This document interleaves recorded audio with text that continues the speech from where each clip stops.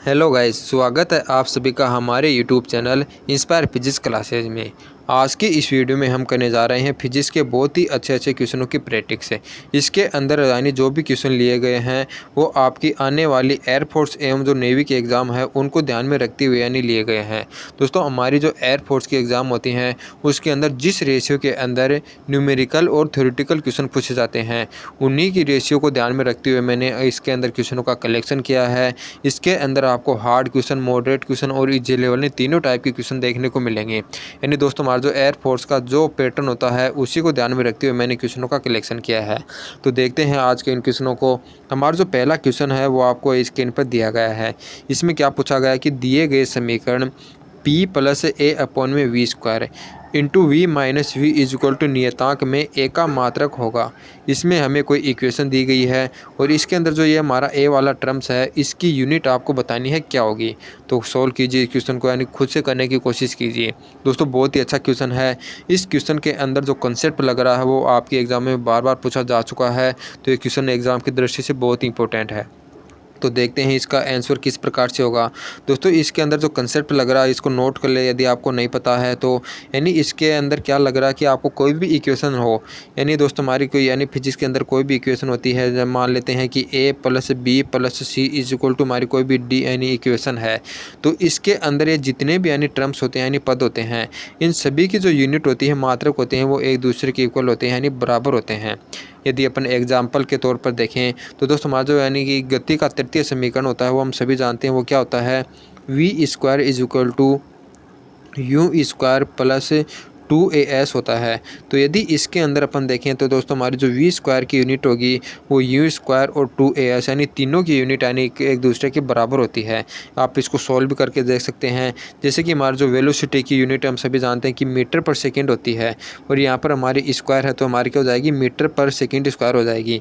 इसी प्रकार से यदि आप 2as की यूमा को चेक करते हैं, यूनिट को चेक करते हैं, तो एक यूनिट हम सभी जानते हैं मीटर पर सेकेंड स्क्वायर होती है, और इंटू में जो हमारा डिस्प्लेसमेंट होता है, डिस्टेंस होती है, इसकी यूनिट होती है वो हमारी कितनी होती है, मीटर। तो इस प्रकार से हम देखते हैं कि इन दोनों की जो हमारी यूनिट होती है वो इक्वल होती है, तो वही कंसेप्ट इसमें लगाएंगे। तो दोस्तों, यानी कि इसके अंदर ये वाली हमारे यदि अपन पद देखते हैं तो इसके अंदर P plus a upon v square है, तो इसका मतलब क्या है कि यानी दोनों यानी प्लस में है, तो P की जो हमारी यूनिट होगी वो हमारी ए प्लस वी स्क्वायर की यूनिट के बराबर होगी। इसके अंदर यही कंसेप्ट लग रहा है, तो आप इसको आसानी से यानी सोल्व कर सकते हैं कि हम सभी जानते हैं कि जो हमारी P की यूनिट होती है वो हमारी कितनी होती है, न्यूटन पर मीटर स्क्वायर होती है, और ये किसके बराबर हो जाएगी, ए की यूनिट अपॉन में वी की यूनिट, यानी वी स्क्वायर की यूनिट हम सभी जानते हैं कि क्या होती है, मीटर क्यूब होती है, और मीटर क्यूब यानी कि हमारा यानी कि वी स्क्वायर है तो इसके क्या हो जाएगा, स्क्वायर हो जाएगा। तो इस प्रकार से यहाँ से यदि अपन ए की यूनिट हमारी किसके बराबर आती है, ये हमारा इधर न्यूटन पर मीटर स्क्वायर है, और यदि मार्क करेंगे इसको सोल्व करेंगे अपन तो ये क्या हो जाएगा, मीटर की पावर 6 हो जाएगा, तो यानी कि यहाँ पर मल्टीप्लाई में हो जाएगा मीटर की पावर 6, यानी दोस्तों ये इधर आ जाएगा तो इसके मल्टीप्लाई में आ जाएगा। तो इस प्रकार से इसको अपन सोल्व करते हैं तो जो हमारी ए की यूनिट में निकल कर आती है वो कितनी आती है, न्यूटन इंटू मीटर की पावर 4 होती है। दोस्तों, हमारा ऑप्शन नहीं दिया गया है, हमें डायन सेंटीमीटर में दिया गया है, यानी सीजीएस पद्धति में दिया गया है। तो सीजीएस पद्धति में अपन इसको अपन सोल्व करते हैं तो हम सभी जानते हैं सीजीएस पद्धति में न्यूटन किसके बराबर होता है, डायन के बराबर होता है। यानी जो हमारा फोर्स होता है, बल होता है, उसका सीजीएस पद्धति में जो मात्रक होता है वो डायन होता है, और मीटर क्या जाएगा, सेंटीमीटर में चेंज हो जाएगा, इसकी पावर रहेगी 4। तो इस प्रकार से इसका जो राइट आंसर हो जाएगा वो जाएगा हमारा ऑप्शन नंबर बी वाला। एंड दोस्तों, इक्वेशन के अंदर जो हमारी ए की यूनिट हो जाएगी वो आपकी कितनी हो जाएगी, डायन इंटू सेंटीमीटर की पावर 4 हो जाएगी। अब देखते हैं हमारा सेकेंड क्वेश्चन है। सेकेंड क्वेश्चन में हमें क्या दिया गया है कि P vector plus Q vector तथा P vector cross multiply Q vector सदिशों के बीच का कौन होगा। दोस्तों, ये क्वेश्चन भी बहुत अच्छा क्वेश्चन है, बहुत ही ज़बरदस्त क्वेश्चन है। ऐसा क्वेश्चन भी यानी एग्जाम में पूछा जा चुका है। तो बताइए इसका राइट आंसर क्या होगा। तो दोस्तों, सोल्व करते हैं इस क्वेश्चन को। दोस्तों, यानी पहले अपन देखते हैं कि पहला यानी में क्या दिया गया है, P प्लस क्यू। हम मानते हैं दोस्तों हमारे कोई दो सदिश हैं, ये हमारा P होगा और ये हमारा क्यू वेक्टर होगा। तो हम सभी जानते हैं कि इनको योग करेंगे तो इनका जो परिणामी सदिश होगा उसकी डायरेक्शन क्या होगी। तो बताइए दोस्तों इसकी डायरेक्शन क्या होगी। हम सभी जानते हैं कि दो सदिशों का यदि अपन सदिश योग करते हैं तो जो हमारा परिणामी सदिश में प्राप्त होता है वो इन दोनों के यानी तल में ही होता है। यानी दोस्तों जिस तल में हमारा क्यू और पी होंगे उसी यानी तल में हमारा इनका रिजल्टेंट आर आ जाएगा, यानी पी प्लस क्यू आ जाएगा। यदि पी क्रॉस क्यू देखते हैं तो दोस्तों हम सभी जानते हैं यानी जब यानी दो यानी सदिश राशियों का क्रॉस मल्टीप्लाई किया जाता है, सदिश गुणन किया जाता है, तो जो सदिश हमें प्राप्त होता है वो दोनों के परपेंडिकुलर होगा। यानी क्यू के भी परपेंडिकुलर होगा, पी पे के भी परपेंडिकुलर होगा, लंबवत होगा। तो इस प्रकार से हम देखते हैं कि दोस्तों हमारा जो ये जो वाला सदिश होगा इसका जो परिणामी सदिश होगा वो ए यानी पी और क्यू वाले तल के लंबवत होगा। तो इस प्रकार से देखते हैं कि जो हमारा पी प्लस क्यू इनके तल में होता है और पी क्रॉस क्यू हमारे इन दोनों के परपेंडिकुलर है। तो इन प्रकार से इन दोनों के मध्य का जो एंगल हो जाएगा वो हमारा कितना हो जाएगा, पाई/2 हो जाएगा। तो इसका राइट आंसर हो जाएगा ऑप्शन नंबर बी वाला। अब देखते हैं हमारा तीसरा नंबर का क्वेश्चन है। तीसरे नंबर क्वेश्चन में हमें क्या दिया हुआ है कि किसी वस्तु की एक सरल रेखीय गति जो दिए गए ग्राफ में प्रदर्शित है, इसके लिए निम्न में से कौन सा विकल्प सही है। दोस्तों आपको एक सरल रेखीय गति है यानी लीनियर मोशन है, यानी स्ट्रेट यानी लाइन का जो मोशन है उसका एक ग्राफ आपको ये दिया गया है। तो इस ग्राफ को ध्यान में रखते हुए आपको बताना कि ये जो यार 4 विकल्प हैं इनमें से कौन सा विकल्प बिल्कुल राइट यानी सही है। तो पहले विकल्प को यदि अपन देखते हैं तो इसमें हमें क्या दिया हुआ है कि वस्तु बिंदु ओ से ए तक नियत यानी रूप से बढ़ते हुए वेग से गति करती है, फिर यानी नियत वेग से गति करती है। दोस्तों बिल्कुल गलत हो जाएगा, क्योंकि हमारा जो नियत रूप से बढ़ती हुई यानी जो वेग का जो ग्राफ होता है वो कुछ इस प्रकार से होता है, यानी धीरे धीरे इसकी वेलोसिटी का मान बढ़ता जाता है। दोस्तों यदि आपको ये तो पता ही होगा कि समय और विस्थापन के ग्राफ के अंदर जो ग्राफ की जो ढाल होती है वो हमारी किसको यानी प्रदर्शित करती है, वो हमारी वेलोसिटी को प्रदर्शित करती है। तो यदि इसकी ढाल यानी रेगुलर यानी बढ़ती जाती तो यानी हमारा ऑप्शन ए वाला ठीक होता है, यानी नियत रूप से बढ़ता। लेकिन यहाँ पर दोस्तों ये हमारा यानी लीनियर है, फिर अचानक से वेलोसिटी का मान बढ़ रहा है, फिर यहाँ पर अचानक से बढ़ रहा है। तो ए वाला ऑप्शन हमारा गलत हो जाएगा, यानी कि नियत रूप से वेलोसिटी का मान नहीं बढ़ रहा है। दूसरा यदि विकल्प अपन देखते हैं तो इसमें क्या दिया कि वस्तु का वेग एक समान रूप से बढ़ता है। ये भी हमारा गलत हो जाएगा, क्योंकि नियत रूप से या एक समान रूप से वही एक बात हो गई। तीसरा ऑप्शन यदि अपन देखते हैं तो इसमें क्या दिया गया कि वस्तु का औसत वेग 0 है। दोस्तों ये विकल्प आपका बिल्कुल सही हो जाएगा, क्योंकि दोस्तों यहाँ पर यदि अपन देखते हैं कि वस्तु यदि अपन t बराबर 0 पर देखते हैं तो इसका जो डिस्प्लेसमेंट है यानी s का मान वो यानी कि यहाँ पर मूल बिंदु पर यानी 0 है। और t समय बाद यदि अपन देखते हैं कि वस्तु यहाँ से घुमा करके यानी फिर से यानी s का मान यानी 0 पर पहुँच जाती है। यानी पहले वो यानी डिस्प्लेसमेंट हमारा 0 होता है और t समय बाद देखते हैं कि उसके बाद भी डिस्प्लेसमेंट इसका कितना है, 0, यानी कोई भी विस्थापन नहीं हुआ है। यदि विस्थापन यदि हमारा 0 है तो इसका जो वेलोसिटी का मान हो जाएगा वो हमारा कितना हो जाएगा, 0। तो इसका राइट आंसर हो जाएगा ऑप्शन नंबर सी। अब देखते हैं नेक्स्ट क्वेश्चन। हमारा जो फोर्थ क्वेश्चन है इसमें क्या दिया गया है कि जल में तैरना संभव होने का कारण है। गति का प्रथम नियम, गति का द्वितीय नियम, गति का तृतीय नियम या न्यूटन का गुरुत्वाकर्षण का नियम। दोस्तों हमें क्या बताना है कि जो हमारा जो तैराकी होता है वो समुद्र के अंदर जो तैरता है वो कौन से यानी नियम के कारण तैर पाता है, उसके अंदर कौन सा यानी नियम है वो कार्य करता है। तो हम सभी जानते हैं दोस्तों हमारा जब यानी नाविक होता है यानी जो तैराकी होता है वो समुद्र के अंदर तैरता है तो वह अपने हाथों से पानी को पीछे धकेलता है, और जो पानी होता है उस पर यानी रिवर्स फोर्स का यानी लगाता है, यानी जो प्रतिकर्षण बल होता है वो कार्य करता है। यानी जैसे ही हाथों से यानी पानी को पीछे धकेलता है, जो पानी होता है वो उसको आगे धकेलता है, यानी प्रतिकर्षण बल कार्य करता है। और हम जानते हैं दोस्तों जो हमारा प्रतिकर्षण बल यानी कौन से में लगता है, गति के तृतीय नियम में लगता है। तो इसका जो राइट आंसर हो जाएगा वो जाएगा ऑप्शन नंबर सी वाला, यानी जल में जो तैरना संभव होता है उसका कारण क्या हो जाएगा, गति का तृतीय नियम। इसी प्रकार से यानी दोस्तों ये क्वेश्चन बहुत ही अच्छा क्वेश्चन है। ये क्वेश्चन आपके एग्जाम में पूछा जा चुका है, आसान क्वेश्चन है लेकिन यानी एग्जाम में बार बार पूछा जाता है। अब देखते हैं हमारा 5 नंबर का क्वेश्चन। 5 नंबर के क्वेश्चन में क्या दिया हुआ कि एक तांबे तथा दूसरे जर्मेनियम का टुकड़ा कमरे के ताप से 80 केल्विन तक ठंडा किया जाता है तो प्रत्येक का प्रतिरोध बढ़ता है, प्रत्येक का प्रतिरोध घटता है, तांबे का प्रतिरोध बढ़ता है तथा जर्मेनियम का प्रतिरोध घटता है, तांबे का प्रतिरोध घटता है तथा जर्मेनियम का प्रतिरोध बढ़ता है। तो बताइए इसका राइट आंसर क्या होगा। दोस्तों ये भी बहुत अच्छा क्वेश्चन है, यानी कि इसके अंदर आपको एक तांबे का टुकड़ा दिया गया है, एक जर्मेनियम का टुकड़ा, और उन दोनों को कमरे के ताप से 80 केल्विन तक यानी ठंडा किया जाता है, यानी दोस्तों टेम्परेचर को क्या किया जाता है, कम किया जाता है। तो आपको बताना है इसका जो रेजिस्टेंस होगा वो किस प्रकार से चेंज होगा। तो दोस्तों हम सभी जानते हैं कि जो हमारा जो तांबा होता है वो हमारा एक कंडक्टिव पदार्थ यानी चालक पदार्थ होता है, और जो जर्मेनियम होता है वो हमारा अर्धचालक यानी सेमीकंडक्टर पदार्थ होता है। और हम सभी जानते हैं कि जैसे भी हमारा टेम्परेचर का मान बढ़ाते हैं तो दोस्तों हमारा जो कंडक्टर होता है उसका रेजिस्टेंस होता है वो भी हमारा टेम्परेचर के साथ बढ़ता जाता है। और दोस्तों हमारा जो सेमीकंडक्टर होता है जैसे जर्मेनियम होता है, उसमें क्या होता है कि जो हमारा रेजिस्टेंस होता है वो टेम्परेचर के व्युत्क्रमानुपाती होता है। जैसे जैसे टेम्परेचर का मान यदि अपन बढ़ाएंगे रेजिस्टेंस का मान हमारा कम होगा, और टेम्परेचर का मान यदि अपन कम कर रहे हैं तो इसका रेजिस्टेंस का मान बढ़ेगा। तो इस प्रकार से सेमीकंडक्टर यानी जर्मेनियम का यदि अपन टेम्परेचर कम करते हैं तो इसका प्रतिरोध हमारा बढ़ता है, और जो तांबा होगा यदि उसका प्रतिरोध हमारा कम होगा।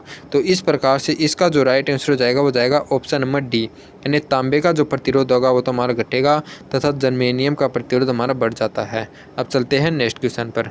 6 नंबर के क्वेश्चन में हमें पूछा गया है कि एक्स किरणों की तरंग दैर्ध्य होगी।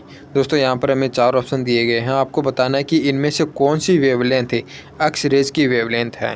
दोस्तों बहुत ही अच्छा इंपॉर्टेंट क्वेश्चन है। इसके अंदर आपको ओनली एक्स किरणों की जो हमारी तरंग दैर्ध्य होती है वेवलेंथ होती है उसकी परास याद रखनी है कि उसकी मैक्सिमम कितनी होती है, मिनिमम कितनी होती है।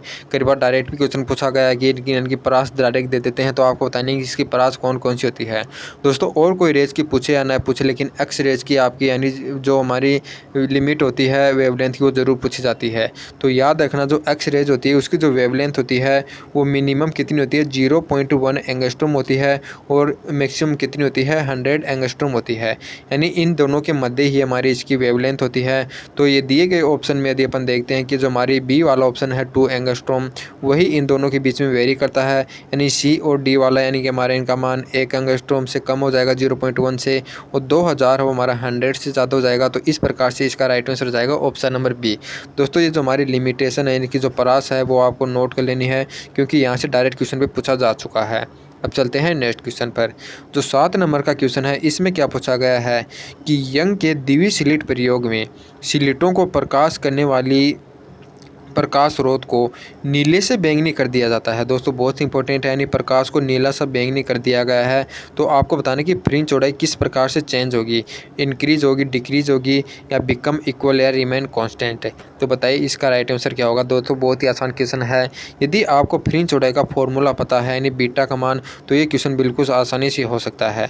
हम सभी जानते हैं बीटा का जो फॉर्मूला होता है वो लैम्डा डी अपॉन में डी होता है। यानी अपन क्या देखते हैं कि जो हमारी फ्रिंज चौड़ाई होती है वो प्रकाश की वेवलेंथ के समानुपाती होती है। यहाँ पर क्या किया है कि प्रकाश की नीले से बैंगनी कर दिया गया। यानी हम सभी जानते हैं कि जो बैंगनी रंग होता है उसकी वेवलेंथ सबसे कम होती है, और जो रेड होती है, रेड लाइट होती है, उसकी वेवलेंथ सब सर्वाधिक होती है। तो इस प्रकार से नीले से बैंगनी पर जा रहे हैं, तो मतलब क्या होगा कि वेवलेंथ का मान डिक्रीज हो रहा है। यदि वेवलेंथ का मान यदि हमारा डिक्रीज हो रहा है तो बीटा का मान क्या हो जाएगा, हमारा बीटा का मान भी हमारा वो डिक्रीज होगा, क्योंकि ये इसके हमारे प्रोपोर्शनल यानी समानुपाती है। तो इसका राइट आंसर हो जाएगा ऑप्शन नंबर बी वाला।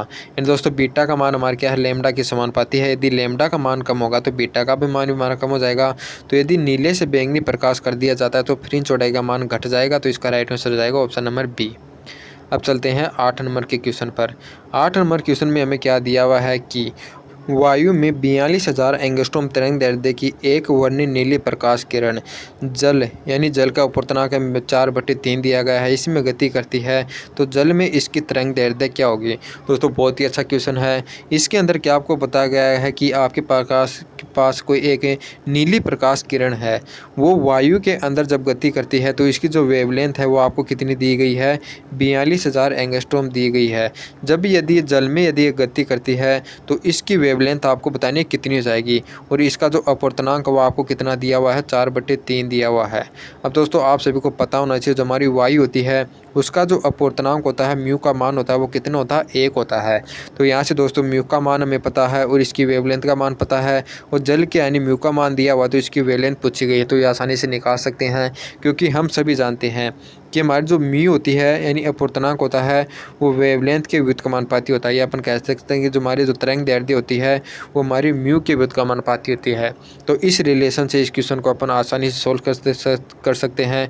तो यदि इसकी कैलकुलेशन अपन करते हैं तो यहाँ से यदि अपन निकालते हैं कि λ2 अपॉन में λ1 यानी लैम्डा अपन बोलते हैं कि वाटर के अंदर और एयर के अंदर, ये किसके बराबर हो जाएगी, म्यू ए अपॉन में म्यू डब्लू, मतलब एयर का अपूर्णांक अपॉन में वाटर का अपूर्णांक, क्योंकि यह इन्वर्सली प्रोपोर्शनल होता है।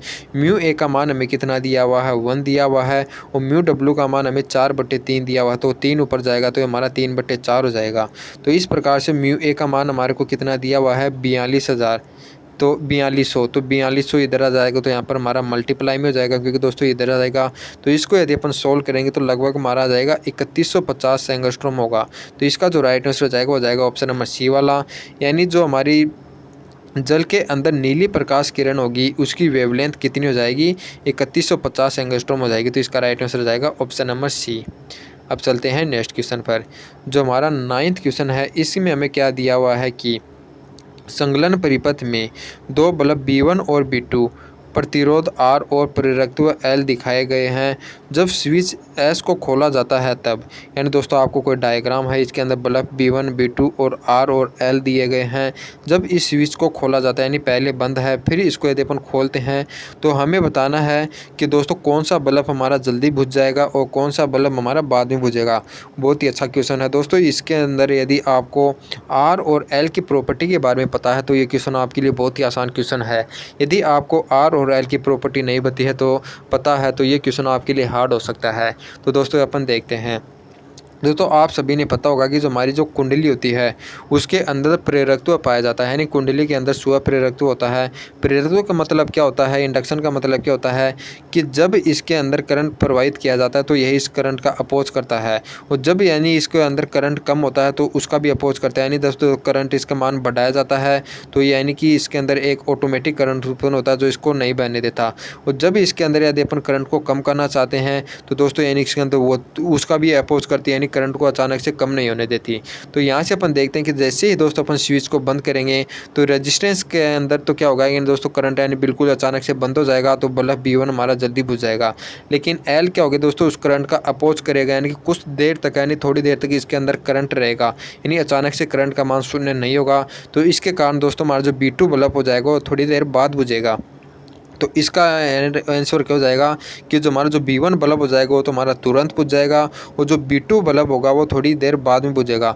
यानी B2 क्या होगा, सम डिले होगा, और जो B2 हो जाएगा वो हमारा बिल्कुल तुरंत बुझ जाएगा। तो इसका जो राइट आंसर हो जाएगा वो जाएगा ऑप्शन नंबर बी वाला, यानी कि इसके अंदर यानी जो B1 होगा वो तो हमारा तुरंत बुझ जाएगा और B2 क्या होगा, थोड़ी देर बाद बुझेगा। तो इसका जो राइट आंसर हो जाएगा इस प्रकार से ये। अब चलते हैं 10th क्वेश्चन पर। 10th क्वेश्चन में क्या दिया हुआ कि चुंबकीय विषुवत पर नमन कोण शून्य होता है क्योंकि। दोस्तों आपको बताने की जो हमारी पृथ्वी होती है ये इसके हमारे ध्रुव पोल होते हैं, यानी ये साउथ पोल हो गया, नॉर्थ पोल हो गया, और जो ये इस प्रकार से पृथ्वी रोटेट करती है यानी ये हमारी क्या हो जाएगी, विषुवत रेखा हो जाएगी। तो इस विषुवत रेखा पर दोस्तों हमारा जो नमन कोण होता है यानी नमन कोण का मान हमारा शून्य होता है। तो आपको बताना वो किसके कारण होता है, यहाँ पर V तथा H के मान बराबर होते हैं, या इन दोनों का मान शून्य होता है, या V का मान शून्य होता है, या H का मान शून्य होता है।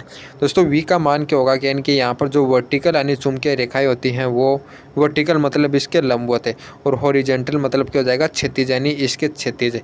तो इस प्रकार से दोस्तों इसको बताने कि यहाँ पर कौन सा मान हमारा शून्य होगा। तो हम सभी जानते हैं कि दोस्तों हमारी जो पृथ्वी की रेखाएं होती हैं वो किस प्रकार से होती हैं, साउथ से निकलती हैं और नॉर्थ में जाती हैं, साउथ से निकलती हैं और नॉर्थ में जाती हैं। तो यहाँ पर यदि दोस्तों अपन देखते हैं कि ये हमारे ध्रुव पोल हो जाते हैं इस पर, तो जैसे ही यहाँ से निकलती हैं तो यहाँ पर दोस्तों हमारा जो हॉरिजॉन्टल होता है उसका मान शून्य हो जाता है, यानी सारी रेखाएं क्या होती हैं, वर्टिकल होती है। और विषुवत पर अपन देखते हैं कि दोस्तों यानी कि ये एक दूसरे के यानी समांतर होती हैं। तो इसका मतलब क्या हो जाएगा, यहाँ पर यानी जितनी भी रेखाएं होंगी वो यानी पृथ्वी की सतह की हॉरिजॉन्टल होंगी, यानी वर्टिकल का मान हमारा शून्य हो जाएगा। तो इसका कर जो राइट आंसर हो जाएगा वो जाएगा ऑप्शन नंबर सी, यानी यहाँ पर नमन कोण शून्य होता है क्योंकि यहाँ पर V का मान शून्य होता है, यानी जो वर्टिकल रेखाएं होती हैं उनका मान 0 होता है। यदि आप फॉर्मूले से देखते हैं तो दोस्तों हम सभी जानते हैं कि जो वर्टिकल पार्ट होता है चुंबकीय क्षेत्र का BV = हमारा क्या होता है, B sin थीटा होता है, और जो हमारा बी एच होता है वो हमारा क्या होता है बी कोस थीटा होता है। तो यहाँ से अपन देखते हैं कि दोस्तों यदि यहाँ पर यदि हमारा बी वी का मान यदि 0 होगा विषुवत रेखा पर, तो यहाँ पर जो थीटा का मान है यदि हमारा क्या तो आ जाएगा 0 डिग्री, यानी sine theta is equal 0 degree है, तो इसका मतलब क्या हो जाएगा थीटा का मान 0 डिग्री। तो इस प्रकार से अपन कह सकते हैं कि जो हमारा विषुवत रेखा होती है यहाँ पर यानी कि वर्टिकल यानी रेखाओं का मान 0 होता है, जो वर्टिकल चुंबकीय क्षेत्र होता है उसका घटक 0 होता है, इसी के कारण यहाँ पर नमन कोण का मान 0 होता है। अब चलते हैं नेक्स्ट क्वेश्चन पर। हमारा जो 11वें नंबर का क्वेश्चन है इसके अंदर क्या दिया हुआ है कि एक प्राथमिक सेल का विद्युत वाहक बल 2 वोल्ट है। जब यह लघु पतित कर दिया जाता है तो 4 एम्पीयर की धारा बहती है, तो सेल के ओम में आंतरिक प्रतिरोध होगा। दोस्तों इस क्वेश्चन में हमें क्या बताना है कि हमारे पास कोई एक सेल है, उसका जो विद्युत वाहक बल है वो हमें 2 वोल्ट दिया हुआ है, और जब इसको शॉर्ट सर्किट किया जाता है यानी लघु पतित किया जाता है, तब इसके अंदर जो करंट फ्लो होती है यानी करंट फ्लो कितनी होती है 4 एम्पियर। तो इसका जो इंटरनल रेजिस्टेंस होगा वो आपको ओम के अंदर बताना कितना होगा। तो हम सभी जानते हैं कि दोस्तों हमारा जो ई का जो फॉर्मूला होता है E इज इक्वल टू, वो हम सभी जानते हैं कि V प्लस आई आर होता है। यहाँ पर हमें क्या दिया दोस्तों, यानी जो हमारा सर्किट है वो शॉर्ट सर्किट किया जाता है यानी लघु पतित किया जाता है। तो याद रखना लघु पतित इसका मतलब है इसके अंदर कोई भी वोल्टेज की खपत नहीं हो रही है, यानी V का मान हमारा 0 हो जाएगा। तो इस प्रकार से जो हमारा जो फॉर्मूला बनता है यदि इसके अंदर V का मान 0 रखते हैं तो E is equal to I R होता है। जो इंटरनल रेजिस्टेंस का प्रतिरोध हमारा यानी कि कितना हो जाएगा E अपॉन में I हो जाएगा। तो यहाँ पे E का मान यदि अपन रखते हैं 2 वोल्ट और I का मान कितना है 4 एम्पियर, तो इसको यदि अपन सोल्व करेंगे तो हमारा कितना हो जाएगा 0.5 ओम। तो इस प्रकार से इसका जो राइट आंसर हो जाएगा वो जाएगा ऑप्शन नंबर ए यानी 0.5 ओम। अब चलते हैं नेक्स्ट क्वेश्चन पर। जो हमारा 12 नंबर का क्वेश्चन है ये आपकी स्क्रीन पर, इसमें हमें क्या दिया हुआ है कि एक विद्युत द्विध्रुव की अक्ष पर उसके केंद्र से आध दूरी पर विद्युत क्षेत्र E है। यदि द्विध्रुव को 90 डिग्री कोण से घुमा दिया जाए तो उसी बिंदु पर विद्युत क्षेत्र होगा। दोस्तों इसके अंदर में क्या दिया हुआ है कि एक आपके पास डाइपोल है यानी इस प्रकार से प्लस Q और माइनस Q, इसके केंद्र से जो आध दूरी पर जो हमारा कोई बिंदु P है यहाँ पर विद्युत क्षेत्र हमें E दिया हुआ है, और आपको बताया गया है कि जब इस द्विध्रुव को 90 डिग्री से घुमा दिया जाता है यानी इसको रोटेट किया जाता है 90 डिग्री एंगल से, तो इसका जो परपेंडिकुलर एक्सिस होता है यानी जो निरक्ष होता है उस पर आपको विद्युत क्षेत्र बताना कितना होगा। यानी यदि इस प्रकार को डाइपोल को यदि अपन 90 डिग्री घुमा देते हैं यानी माइनस Q यहाँ पर आ जाएगा, प्लस Q यहाँ पर 90 डिग्री घूमकर यहाँ पर आ जाएगा, तो इसी बिंदु पर हमें बताना है कि विद्युत क्षेत्र कितना होगा या परपेंडिकुलर एक्सिस पर। यानी दोस्तों यदि पहले अपन बात करते हैं तो जो बिंदु होता है वो इस यानी डाइपोल के अक्ष पर होता है, और हम सभी जानते हैं दोस्तों जो अक्ष पर जो विद्युत क्षेत्र होता है वो निरक्ष की तुलना में 2 गुना होता है, यानी निरक्षीय स्थिति में 2 गुना होता है। यानी इस प्रकार से हमारा कोई डाइपोल है तो इसका ये बिंदु है और ये बिंदु है, तो दोस्तों इस बिंदु पर जो विद्युत क्षेत्र होगा वो इसकी तुलना में 2 गुना है। यदि यहाँ पर हमारा क्या है E है तो यहाँ पर कितना हो जाएगा E/2। यही कंडीशन दोस्तों यहाँ पर लागू होती है जब पहले यानी वाली स्थिति में देखते हैं कि जो P पॉइंट होता है वो इसके अक्षीय स्थिति में होता है, जब इसको यदि अपन 90 डिग्री घुमा देते हैं तो जो हमारा P बिंदु होता है वो इसकी निरक्षीय स्थिति में पहुँच जाता है। तो इस प्रकार से यहाँ पर जो विद्युत क्षेत्र कितना हो जाएगा इसकी तुलना में हाफ हो जाएगा। तो इसका जो राइट आंसर हो जाएगा वो जाएगा ऑप्शन नंबर सी यानी E/2। यानी परपेंडिकुलर एक्सिस यानी जो निरक्ष बिंदु होता है यहाँ पर विद्युत क्षेत्र का मान क्या होता है अक्षीय स्थिति की तुलना में हमारा हाफ होता है, तो इसका राइट आंसर होगा ऑप्शन नंबर सी। अब देखते हैं हमारा 13 नंबर का क्वेश्चन। 13 नंबर का क्वेश्चन क्या दिया हुआ कि ठोस में संचरित होने वाली तरंगें होती हैं। दोस्तों आपको क्या बताना है कि जो हमारा ठोस होता है उसके अंदर कौन कौन सी तरंगें संचित होती हैं यानी कौन कौन सी वेव होती हैं वो प्रोपगेट होती हैं सॉलिड के अंदर, ट्रांसवर्स या लॉन्गिट्यूडनल यानी या फिर दोनों। तो बताना इसका राइट आंसर क्या होगा। दोस्तों आपको हमेशा याद रखना जो अनुप्रस्थ तरंगें होती हैं वो इस प्रकार की तरंगें होती हैं, यानी जो इस प्रकार से संचरण की दिशा के लंबवत यदि हमारे कण गति करते हैं तो हमारी कौन सी होती हैं अनुप्रस्थ तरंगें। अनुदैर्ध्य तरंगें क्या होती हैं कि जिसके कण इस प्रकार से तरंग संचरण की दिशा में यानी कंपन करते हैं वो हमारी अनुदैर्ध्य होती हैं। तो आपको याद रखना दोस्तों ये तरंगों के लिए मैं क्या होती है यानी कठोरता की आवश्यकता है, यानी रेडिजिटी होती है यानी कठोरता है, उनकी जिनकी आवश्यकता होती है इन तरंगों के संचरण के लिए, जो केवल ठोसों में पाई जाती हैं। और दोस्तों जो अनुदैर्ध्य तरंगें होती हैं वो द्रव्य में और ठोसों में यानी दोनों में पाई जाती हैं। तो इस प्रकार से दोस्तों हमारा ठोस हो जाएगा, उसके अंदर अनुप्रस्थ एवं अनुदैर्ध्य दोनों प्रकार की तरंगें पाई जाती हैं। तो इसका राइट आंसर हो जाएगा ऑप्शन नंबर सी। दोस्तों यदि द्रव्य के अंदर पूछा जाए लिक्विड, उसके अंदर याद रखना केवल अनुदैर्ध्य तरंगें पाई जाती हैं। लेकिन दोस्तों एक कंडीशन और याद रखना, जल की सतह पर पूछा जाए तो दोस्तों याद रखना जल के अंदर जो तरंगें पाई जाती हैं वो अनुदैर्ध्य होती हैं। लेकिन केवल यदि जल की सतह पर बात की जाए तो याद रखना वहाँ पर हमारी अनुप्रस्थ तरंगें होती हैं। क्योंकि दोस्तों आपने देखा होगा कि कोई भी समुद्र या कोई भी यानी तालाब होता है, उसके अंदर यदि अपन कोई पत्थर मारते हैं तो उसके अंदर इस प्रकार से लहर यानी सतह पर लहरें चलती हैं। तो ये जो लहरें होती हैं हमारी कौन सी होती हैं, अनुप्रस्थ तरंगों का एक प्रकार होता है। तो इस प्रकार से इसका राइट आंसर जाएगा ऑप्शन नंबर सी वाला, यानी समुद्र की सतह वाला भी याद रखना। और ठोस में, यानी ठोस में और समुद्र की सतह पर दोनों प्रकार की तरंगें पाई जाती हैं। बाकी जो द्रव्य और गैस होता है उसके अंदर केवल हमारी अनुप्रस्थ तरंगें पाई जाती हैं। तो इसका जो राइट आंसर हो जाएगा यहाँ पर, इसका राइट आंसर होगा ऑप्शन नंबर सी। अब देखते हैं हमारा 14 नंबर का क्वेश्चन है। इसमें क्या दिया हुआ है कि रुद्धोष्म प्रक्रम हेतु असत्य कथन है। दोस्तों इस क्वेश्चन में बताना कि जो हमारा जो एडियाबेटिक प्रोसेस होता है उसके अंदर रॉन्ग स्टेटमेंट कौन सा है। दोस्तों हम सभी जानते हैं कि रुद्धोष्म प्रक्रम होता है, उसके अंदर क्या होता है कि दोस्तों हमारा कोई भी निकाय होता है तो यदि उसका रुद्धोष्म प्रक्रम होता है, एडियाबेटिक प्रोसेस होती है, तो उसके अंदर इसके अंदर दोस्तों यानी ना तो बाहर से कोई ऊष्मा दी जाती है और ना ही निकाय के द्वारा बाहर से कोई ऊष्मा ली जाती है। यानी इसके अंदर जो इसकी ऊष्मा में जो हमारा हीट के अंदर दोस्तों हमारा जो परिवर्तन होता है तो चेंजमेंट होता है, यानी डेल्टा क्यू का मान वो हमारा कितना होता है, 0 होता है। यानी इसका क्यू का मान हमारा कांस्टेंट रहता है। तो इस प्रकार से यानी हमें असत्य कथन बताना कौन सा है। तो दोस्तों ए वाली ऑप्शन की यदि अपन बात करते हैं कि डेल्टा क्यू का मान 0, तो मैंने आपको बता दिया है कि रुद्धोष्म प्रक्रम के अंदर निकाय के द्वारा ना तो ऊष्मा ली जाती है ना ही ऊष्मा दी जाती है। तो यानी कि डेल्टा क्यू का मान 0 होगा। ऑप्शन नंबर सी की बात करते हैं, यानी क्यू का मान नियतांक दोस्तों, यानी इसकी जो क्यू का मान होता है वो हमारा नियत होता है, यानी डेल्टा क्यू का मान 0 होता है। लेकिन इसके अंदर जो पहले से जो यानी जो एनर्जी यानी क्यू का मान होता है, जो हीट होती है उसमें ऊर्जा होती है वो उतनी ही होती है। और दोस्तों इस प्रकार से याद रखना, तो दोस्तों इसके अंदर जो किया गया कार्य होगा वो आंतरिक ऊर्जा के बराबर यानी बराबर होगा नेगेटिव। ये बिल्कुल सही है, क्योंकि दोस्तों हम जानते हैं कि जो हमारा कोई भी निकाय होता है यदि बाहर से यदि वो कोई ऊष्मा लेता है तो उसके अंदर दोस्तों क्या होता है कि जो ऊष्मा होती है, एक तो इस पर जो कार्य होता है उसके योग के बराबर होती है, और दूसरा इसकी जो इंटरनल एनर्जी होती है डी उसमें जो चेंजमेंट होता है यानी इन दोनों के योग के बराबर होती है। यानी कोई भी निकाय है समतापीय प्रक्रम या जो समतापीय प्रक्रम होता है उसके अंदर यानी कोई भी यदि बाहर से क्यू ऊष्मा ले रहा है तो वो किसके बराबर होती है, इस निकाय के द्वारा किए गए कार्य और इसकी आंतरिक ऊर्जा में परिवर्तन के योग के बराबर होती है।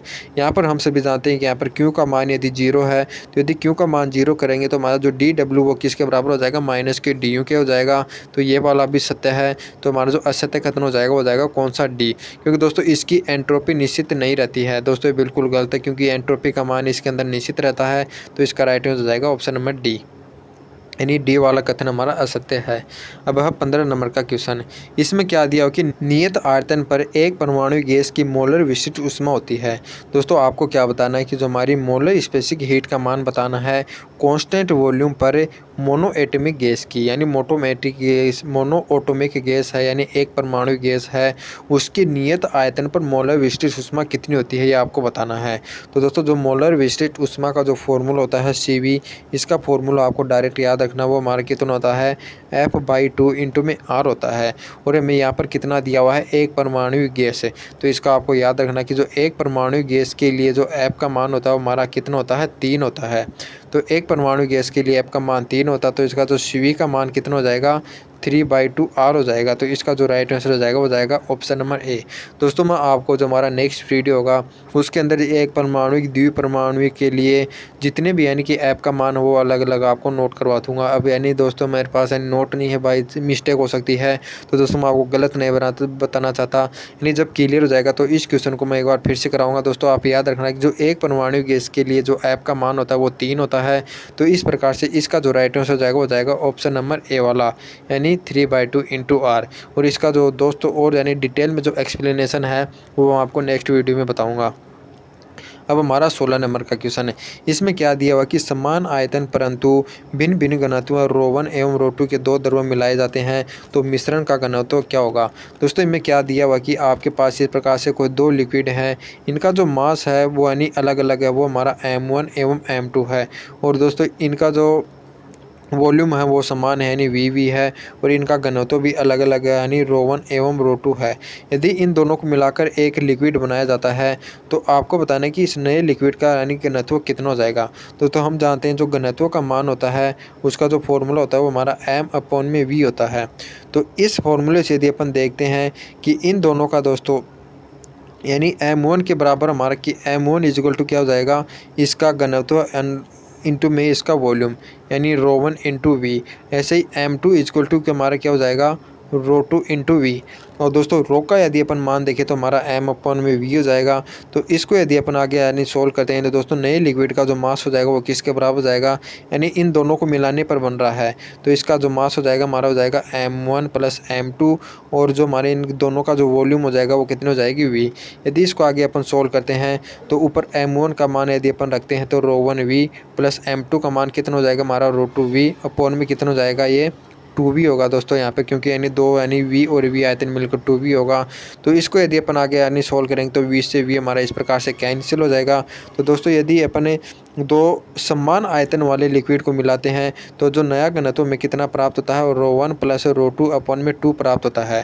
दोस्तों ये जो फॉर्मूला है आपको डायरेक्ट रखना है, इतना कैलकुलेशन नहीं करनी है।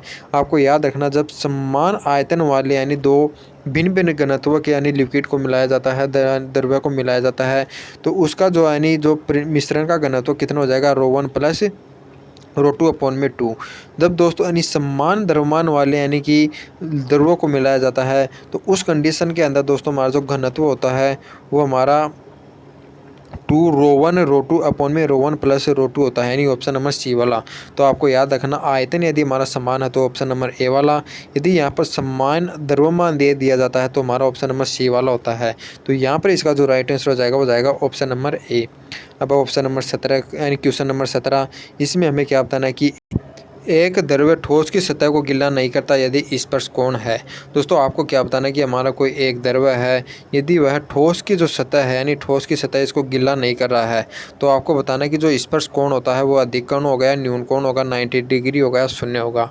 तो दोस्तों आपको याद रखना है यानी कि गिला करने का मतलब क्या होता है कि दोस्तों हमारा जो ठोस होता है और जो हमारा ये जो लिक्विड होता है इन दोनों के अणुओं के मध्य यदि आकर्षण बल पाया जाता है तो दोस्तों यानी इसको गीला कर जाता है, इसको यानी सट जाता है।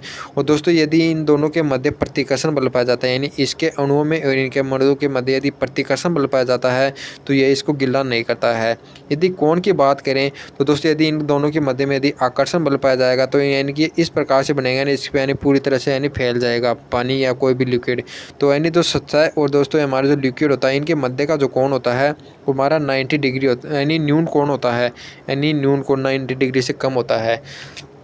यदि दोस्तों इसको गीला नहीं करे तो गीला नहीं करने का मतलब क्या है कि गीला नहीं करेगा, इसका मतलब यानी इनको मध्य प्रतिकर्षण बल पाया जाता है, यानी दोस्तों जो बूंद होगी वह ऊपर उठने की कोशिश करेगी यानी बहुत ही कम यानी इस पर यानी सटेगा यानी इसको गीला नहीं करेगा, इसे फैलेगा नहीं। तो यहाँ पर दोस्तों सतह और जो हमारा जो लिक्विड होता है इन दोनों के मध्य का जो ये एंगल देखते हैं वो हमारा कितना होता है, अधिक कोण प्राप्त होता है। तो यहाँ पर हमें क्या पूछा गया कि सतह को गीला नहीं करता, तो गीला नहीं करा तो इस कंडीशन में स्पर्श कोण का मान हमारा क्या हो जाएगा, अधिक कोण हो जाएगा, ऑप्शन नंबर बी वाला। यानी दोस्तों एक बार फिर से डायग्राम से अपन अच्छी तरह से समझ सकते हैं। गीला करने का मतलब यानी कि इस पर फैल गया है और गीला नहीं करने का मतलब यानी बूंद ऐसे कैसे रहेगी।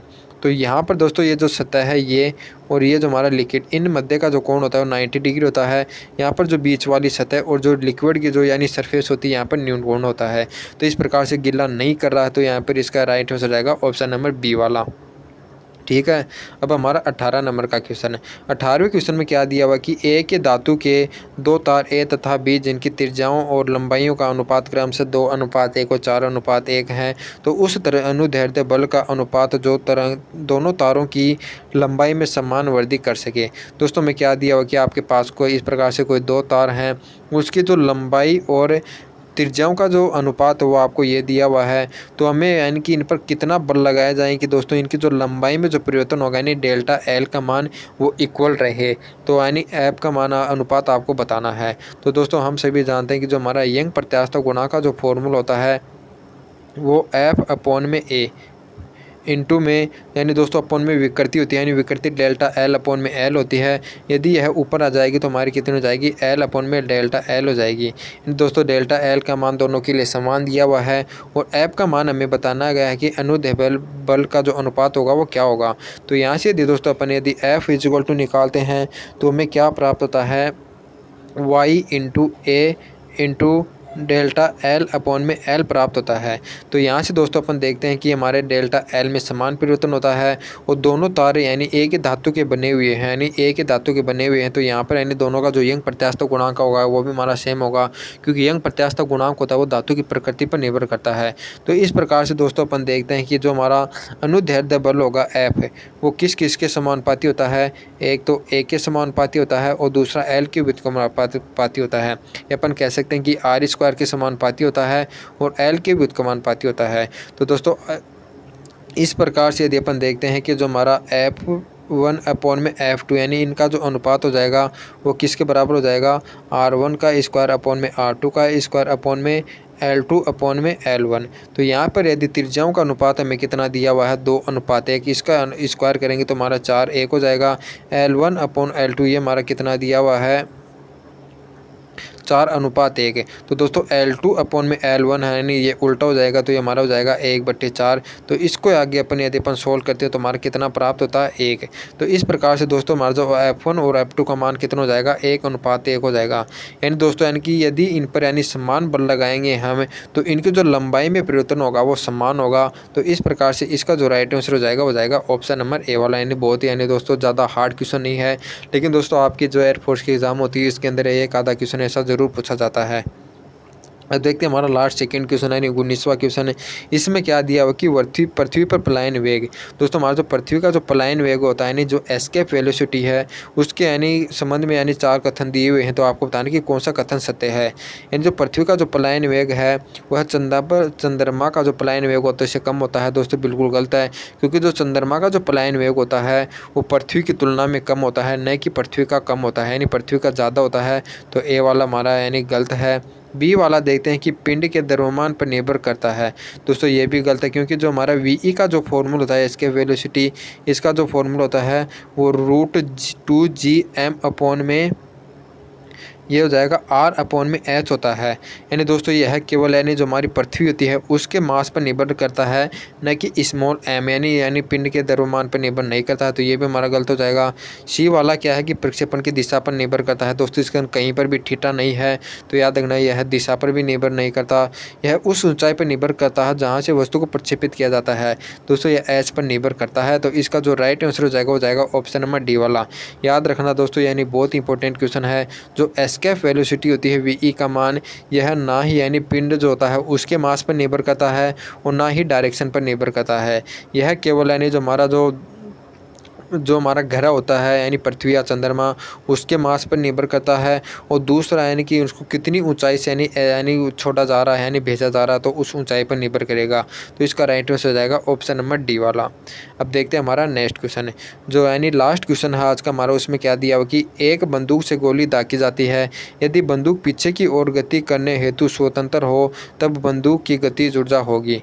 दोस्तों हमें क्या दिया हुआ कि हमारी कोई एक बंदूक है वो इस प्रकार से स्वतंत्र रूप से छोड़ी गई है, और यदि दोस्तों इसको यानी स्वतंत्र रूप से यदि इसका ट्रिगर फ्रेश किया जाता है और यानी इसको चलाया जाता है तो हमारी जो गोली इस डायरेक्शन में जाएगी वो बंदूक पीछे जाएगी। तो आपको बताना है कि दोस्तों यानी किसकी स्पीड ज़्यादा होगी, यानी किसके अंदर गतिज ऊर्जा ज़्यादा होगी। तो हम सभी जानते हैं जो गतिज ऊर्जा का जो फॉर्मूला होता है वो p² अपॉन में 2m होता है। दोस्तों मैंने यहाँ पर p में ही क्यों लिया, क्योंकि दोस्तों हम सभी जानते हैं कि दोस्तों हमारा ये जो क्रिया होती है कोई भी, उसके अंदर संवेग का मान हमेशा संरक्षित रहता है। तो यहाँ पर दोस्तों संवेग का मान हमारा संरक्षित रहेगा, और यानी संवेग का मान दोनों के लिए बराबर है। तो हम सभी जानते हैं कि जो ई का मान है वो हमारा मास के व्युत्क्रमानुपाती हो जाएगा, यानी जिसका मान हमारा मास का मान ज़्यादा होगा उसके लिए काइनेटिक एनर्जी हमारी कम होगी, और जिसका मास कम होगा होगा उसकी काइनेटिक एनर्जी हमारी ज़्यादा हो जाएगी। और हम सभी जानते हैं दोस्तों, हमारी जो बुलेट होती है वो हमारी बंदूक की तुलना में हल्की होती है, तो जो हमारी गोली होगी उसका मास कम होने के कारण उसकी काइनेटिक एनर्जी ज़्यादा हो जाएगी और बंदूक की जो काइनेटिक एनर्जी हमारी हो जाएगी वो कम हो जाएगी। तो हमें बताया गया है बंदूक की काइनेटिक एनर्जी, तो वो हमारी क्या हो जाएगी, गोली से कम हो जाएगी। तो इसका राइट आंसर हो जाएगा ऑप्शन नंबर ए वाला। दोस्तों इस प्रकार से हमारा यानी कि 20 क्वेश्चन है, बहुत ही यानी अच्छे क्वेश्चन हमने कंप्लीट कर लिए हैं। दोस्तों इन क्वेश्चनों को कर लें, आपके एग्जाम की दृष्टि से बहुत ही इंपॉर्टेंट है। ये क्वेश्चन आपके एग्जाम में ज़रूर हेल्प करेंगे। हम मिलते हैं आपको नेक्स्ट वीडियो में ऐसे ही अच्छे क्वेश्चनों के साथ। तब तक आप सभी को जय हिंद, जय भारत।